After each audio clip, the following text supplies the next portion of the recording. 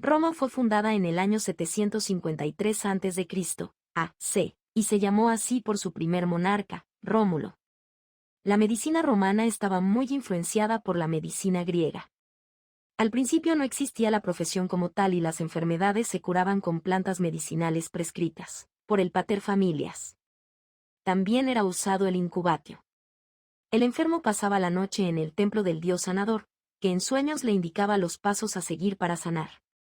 La medicina romana era esencialmente griega, pero los romanos hicieron 3 contribuciones fundamentales. 1. Los hospitales militares o valetudinarios. 2. El saneamiento ambiental se desarrolló muy temprano en Roma. 3. Durante la República la mayoría de los médicos eran esclavos o griegos.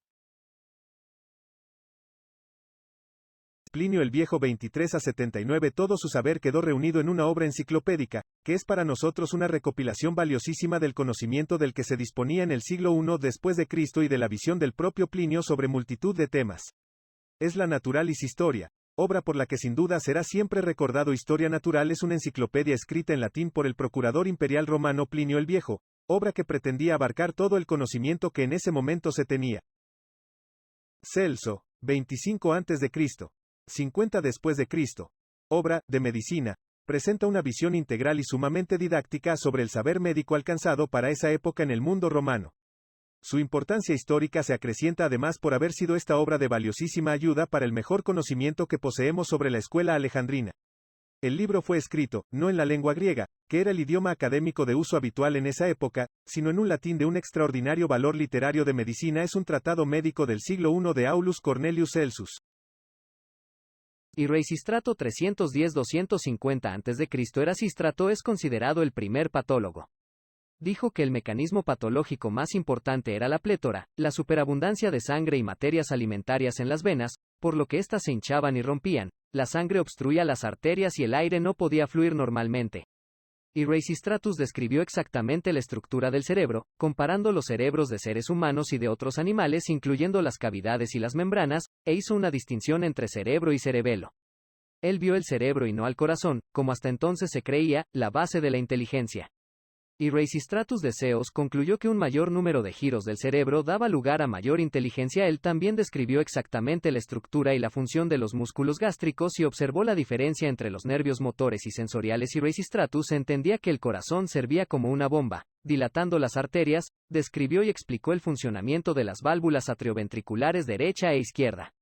Él teorizó que tanto las arterias como venas se extendían desde el corazón, dividiéndose finalmente en los tubos capilares extremadamente finos, que eran invisibles al ojo. Erasistratus de Ceos creía que las arterias estaban llenas de aire y que llevaban el alcohol animal del corazón. Esta sugerencia fue contra la creencia de entonces de los humores. Desarrolló una teoría reversa de la circulación.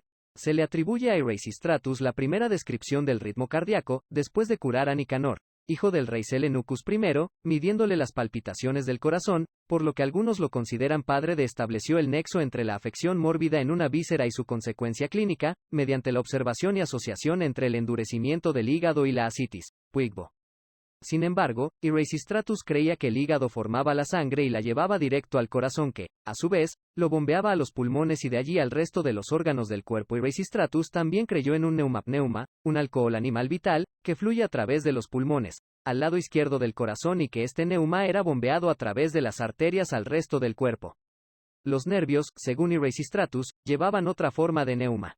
En sus últimos años, Erasistratus se retiró de la práctica médica y contribuyó a ensamblar el Museo de Alejandría, en donde se dedicó a la investigación.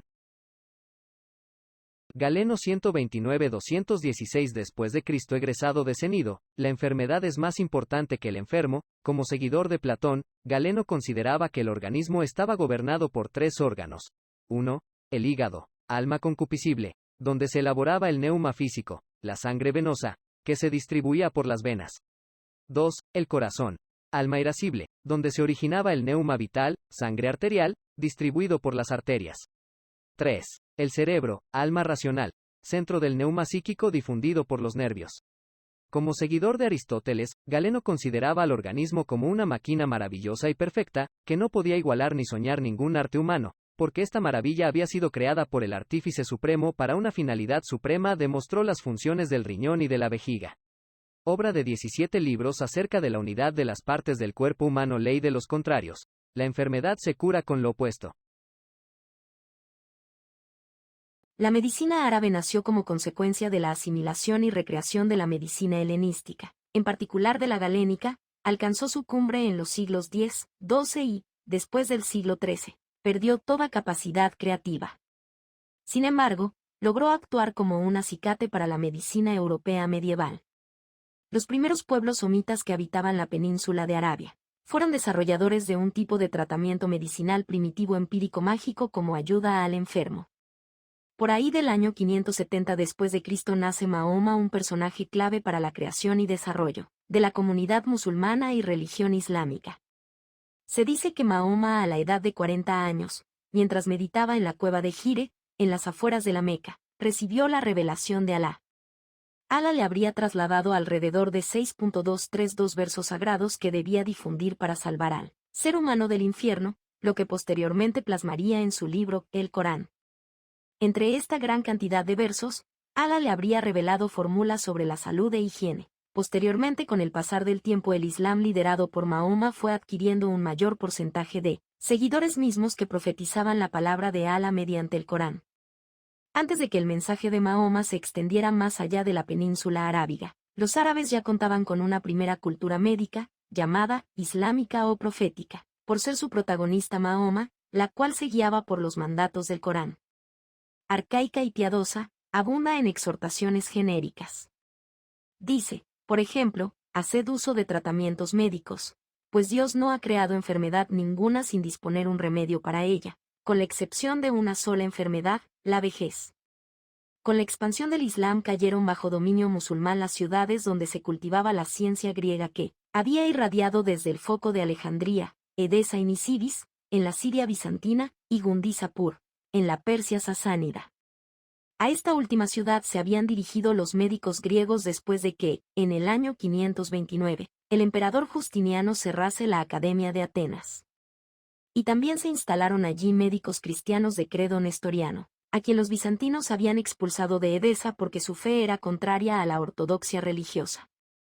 La ciencia griega preservada en esos territorios se convirtió en la base para el desarrollo de la medicina árabe, gracias a la labor de médicos políglotas que, entre los siglos IX y X, ejercieron como maestros y traductores. Entre ellos figuran Yohanna Ibn Masabai, conocido en Occidente como Yanes Mesuai, nacido en el seno de una cultivada familia de Gundizapur, y su discípulo Hunein Ibn Ishaq, llamado Ioannitius en latín, responsable de unas 50 traducciones de gran calidad, particularmente traducciones de Galeno.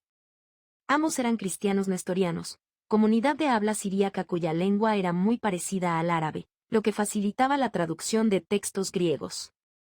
La medicina árabe fue un nexo de unión entre la sabiduría del mundo clásico y la medicina del Renacimiento. Esta labor gozó de un amplio mecenazgo, que tuvo su máximo exponente en la fundación de la famosa Casa de la Ciencia o Bat al-Hikma en Bagdad por el califa al-Mamun. El soberano puso a Ibn Ishaq al frente de los traductores. Con la traducción de obras en griego, persa y sánscrito, la medicina árabe se convirtió en la más informada y diversa del planeta en los albores del siglo X.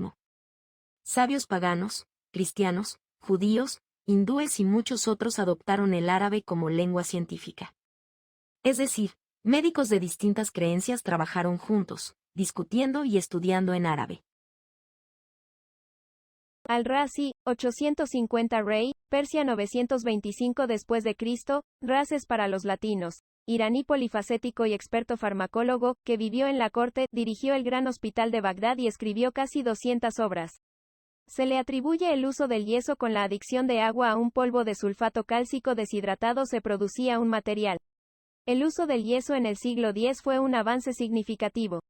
La producción literaria de Razes fue de más de 200 libros, de los cuales solo 30 se conservaron. Reunió la mayor parte del saber médico de su tiempo en una obra monumental de unos 20 tomos, Al-Hawi, o El Continente, que incluía una antología de la literatura médica de autores griegos, sirios, persas, e hindúes, a más de sus propios puntos de vista. Otra de sus obras monumentales fue la colección de 10 tratados médicos, llamada Liber Medicinalis Almanzoris, ampliamente difundida en Europa, de la cual 9 tomos versaban sobre medicina general y fueron publicados por las universidades de Occidente. También fue autor de una obra reimpresa numerosas veces en el siglo XIX, sobre la viruela y el sarampión, traducida como Liber de Pestilentia, en la que por primera vez se describieron con claridad estas dos enfermedades, aconsejando como tratamiento, la purificación de la sangre. Avicena, 980 Bujara 1038 DC Hamedan. Fue el más famoso representante de la medicina árabe. Su influencia se extendió durante siglos por el mundo islámico y Europa. Se le suele considerar el Galeno del mundo islámico, de alcurnia real. Desde niño dio muestras de un poder de aprendizaje extraordinario. Entre los 13 y 19 años dominaba ya la mayor parte de la filosofía, jurisprudencia, matemáticas y física, de su época, y más adelante se consagró al estudio de la medicina. Su obra principal en el terreno médico lo constituye su obra llamada Canon de Medicina, el cual fue considerado durante mucho tiempo el libro por excelencia de la medicina islámica. Sus 5 libros fueron considerados por los médicos de la época como la guía más segura para la curación de las dolencias. El contenido fue trazado en forma sistemática, comenzando en primer lugar por una exposición de los 4 elementos. Seguía después con los 4 temperamentos y finalmente trataba los 4 humores que constituían el contenido de los vasos. A continuación, se exponía la anatomía, la fisiología, la patología general, la higiene y la terapéutica general.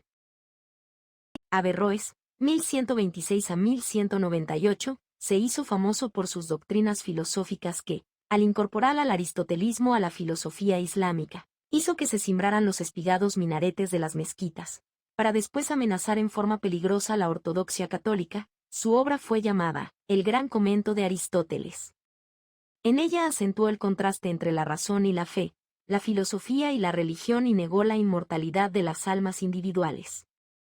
Dejó escrito el texto médico de Colliget Bobra en 7 tomos en los que complementaba el Canon de Avicena, añadiéndole unas cuantas experiencias propias. Maimónides, 1135 a 1204, su obra más conocida fue el Fusul Musa, colección de 1500 refranes extractados de los escritos de Galeno combinados con unos 40 comentarios críticos. También escribió un tratado sobre las hemorroides, un libro sobre venenos y antídotos, una disertación sobre el asma y un tratado famoso sobre relaciones sexuales, mismo que tradujeron al latín como Fars Coendi, que constaba de 19 capítulos y estaba dedicado al sultán Jame.